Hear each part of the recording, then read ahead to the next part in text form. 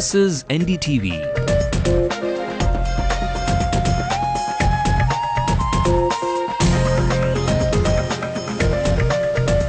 And you're watching NDTV Hindu.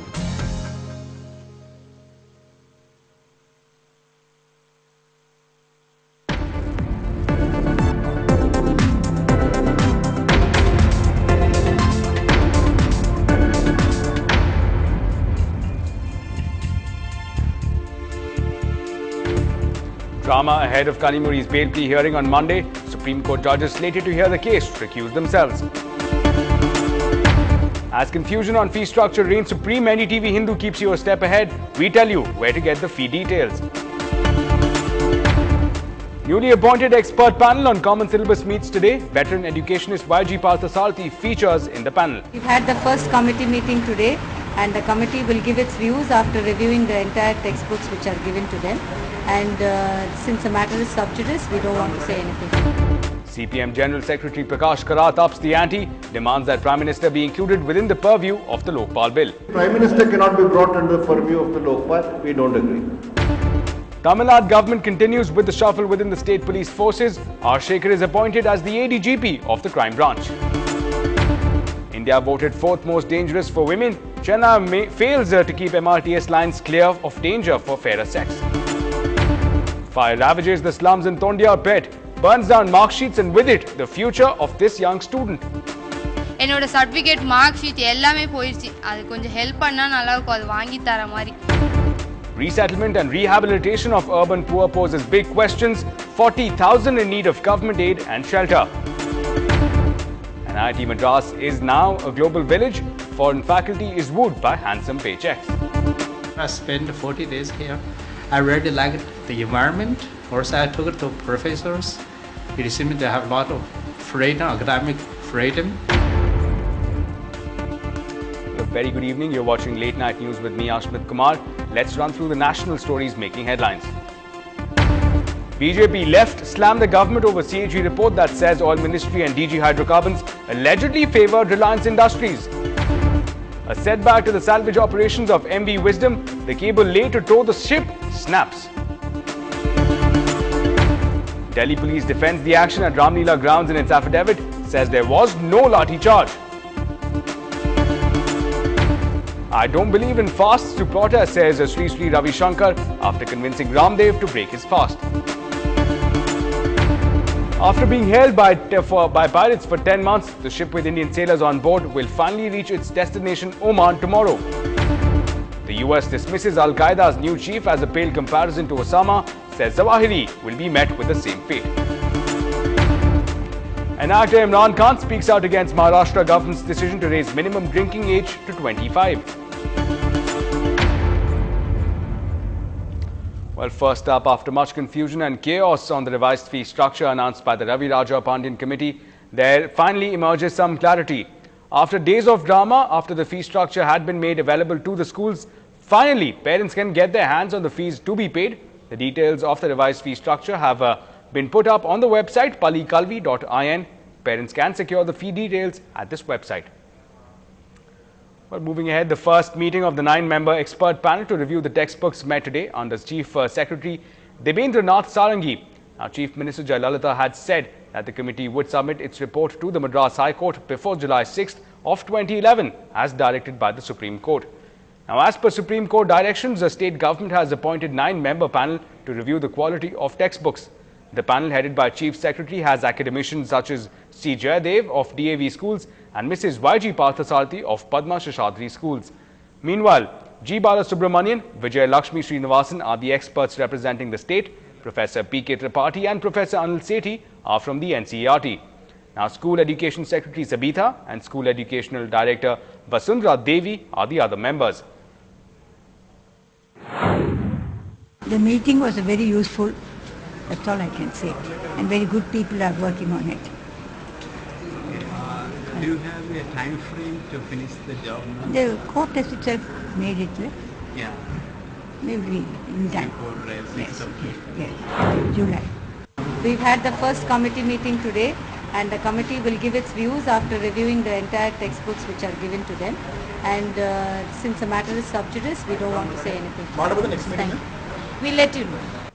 Well, stepping forward now, joining in the chorus and backing the calls made by the civil society representatives, CPM State General Secretary, in fact, lashed out at the leadership, arguing that no one is above reproach. Karat threw his weight behind bringing the Prime Minister under the purview of the Lokpal Bill. When the Lokpal Bill was brought in earlier parliaments, I don't know why every government has said no, Prime Minister should not be brought under its purview. We don't see any reason why. The Prime Minister is dealing with many departments and ministries, as you know. Recently there was an ISRO, that spectrum scam. Now that comes under the Prime Minister. The Space Ministry comes under the Prime Minister. So if the Prime Minister is taking some decisions, administrative and executive decisions concerning government in certain matters, that can be brought under purview. If there are certain highly sensitive national security issues or concerning external affairs, maybe that can be kept out of the purview. That can be worked out. But to say Prime Minister cannot be brought under the purview of the Lokpal, we don't agree. And while coming back to our top story, one question that has been haunting a number of people, especially parents and students in the state, that's the question of a common syllabus that again has been put on the back burner as of now. Of course, we dwelled on that big question with some of the big stakeholders. Let's take a look. Now, Meera, let me come across to you at the first question. Of course, even as we speak, Ramados has made some charges. He says that he's not quite happy with the composition of the expert panel. He's pointing fingers at Mr. Jaydev and, of course, YGP. How are you reading these allegations and charges being made by the PMK chief? Well, I heard that there are also some unhappy members of the Democratic Youth Federation of India, DYFI, who've also pointed to some management members being part of the panel rather than educationists. From what I know, I believe that Mrs. YG Parthasarthi, for one, has teaching experience. I'm not aware of Mr. Jaydev's experience in active teaching.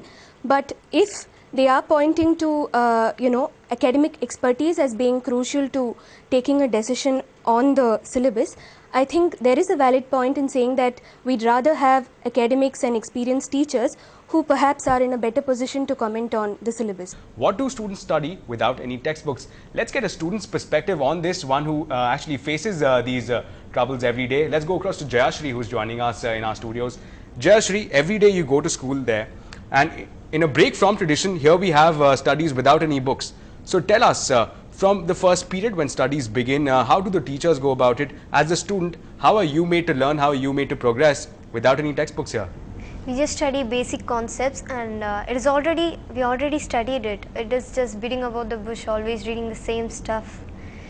And so essentially what you're saying is that there's little progress because the teachers end up beating on the same concept. Is that what you're saying? Yeah, that's what I say. We are studying the same thing, and it's even boring even. If you're studying in the summer class, we would have finished half of the portions and it would be easy for the revision. But now we are rushing about the portions, we will not be having time for the revision. It may even decrease our marks. So time is a big constraint here. Let me ask you this, Mrs. Sheila here, you both as a parent and a principal, I think these are concerns that you'd be facing not only on a professional front but also on a personal front about the time factor here. With so much of time being taken, 3 weeks it will take for perhaps to develop some consensus, and then more time for printing of textbooks. So again, time is one variable that we really cannot play with, but unfortunately in this case, we have to take cognizance of that. So how are you both as a parent and as a principal looking at this time factor? We are much worried on this aspect because we are really wasting our time. Even children, they had a kind of eagerness when they opened the school, but after coming to school, they came to know that there is no books, there is no lessons, there is no teaching. So now slowly we feel that from students' part, they are losing interest. And they are like now day to day, they are thinking school is a picnic place. Like the seriousness has come down. Right. So seriousness has come down. That's one interesting observation that you've made. That's the first reaction that most of us thought, that with activity-based learning, it's an excuse for playtime. Is that true, Jayashri? That school days are a lot more relaxed nowadays. It's almost day 3 now. That There's little to read about, there's little to learn about. It's more of play work at school. Is that true? Yes, it is. We are so relaxed and we are not even concentrating in the basic concepts. We are just thinking that we already know these concepts. Why should we listen the class? We are just coming and going, that's it. Not much interest in the school. Right. Meera, if you can hear me, if you're still with us, let me get your reaction on this. Of course, activity-based learning was seen as one alternative, as a stopgap arrangement. Is that, number one, how much of a factor is that when we talk about the time it's going to take? And number two, are we really wasting the students' time here when they are made to do activity-based learning and there is no real text to guide them? Well, activity-based learning itself was introduced 5 years ago for primary sections. What the government has done now is given a bridge course kind of syllabus to cover in this 1 month. So I'm not sure about wasting time because most of these schools that claim that time is lost have already started the class 10 portions way back in 9th standard after December. So I'm not sure how much time is lost, and the time can definitely be utilized to have some science lab sessions, and I don't think 1 month is very crucial, but in today's competitive world, schools would see 1 month as being a very crucial time frame for covering portions. Perhaps they will compensate by working Saturdays and unofficially Sundays also, we don't know.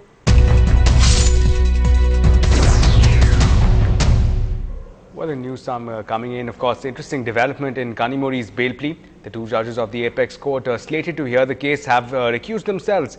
Replacing them will be Justice G.S. Singhvi and Justice S. Chauhan, who will be hearing the bail plea of Kanimuri and Kalenya TV MD Sharad Kumar, but that will be up on Monday. Now, Justice G.S. heads the bench that has been monitoring the case. And moving on, more developments from the city today.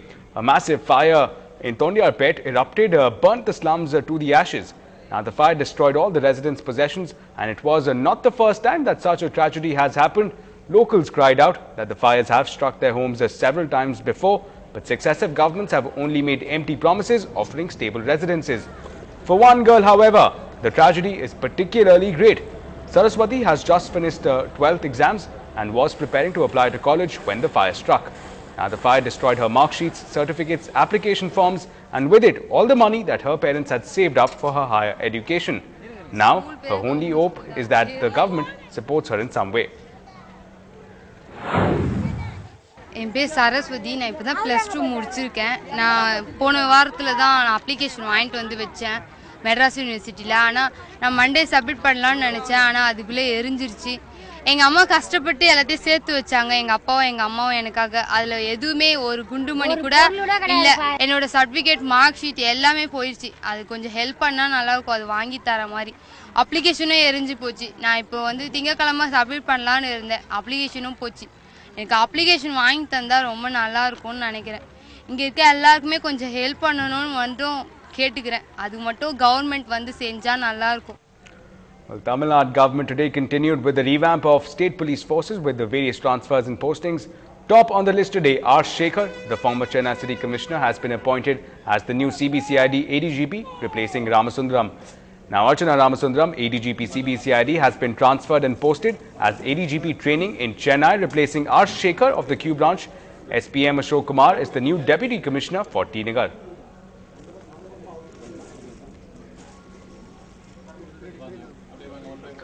Well, Madras High Court today ordered that Super Good Films, the producer of Vijay starrer Tirupachi, should pay a compensation of 5 lakh rupees to Godrej Salary Limited, the manufacturer of hit insecticide, for defaming their product in their film.